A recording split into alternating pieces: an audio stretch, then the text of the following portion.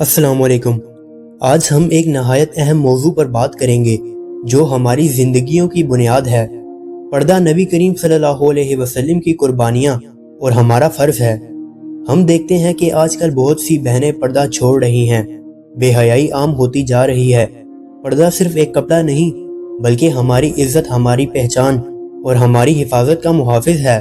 اللہ تعالیٰ نے قرآن مجید میں ارشاد فرمایا، اور اپنے گھروں میں ٹھہرو اور جاہلیت کے زمانے کی طرح زینت ظاہر نہ کرو۔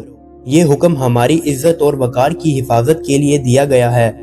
نبی پاک صلی اللہ علیہ وسلم نے اپنی زندگی میں ہمیں اخلاق، ایمان اور تقوی کی بہترین مثالیں دی ہے۔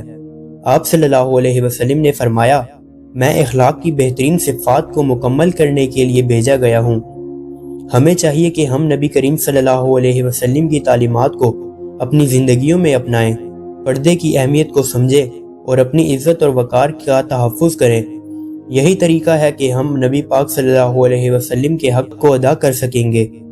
میری تمام بہنوں سے دل کی گہرائیوں سے گزارش ہے کہ خدا کا واسطہ ہے، ایسا لباس نہ پہنے جو آپ کی عزت کو نقصان پہنچائے اور جو آپ کے لیے جہنم کا سبب بنے۔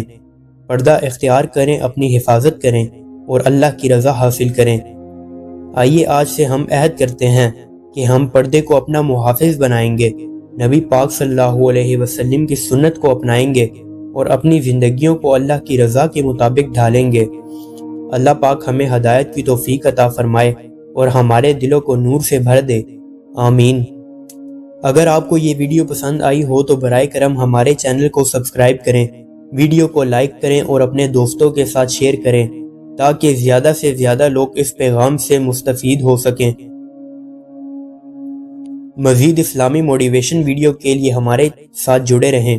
شکریہ۔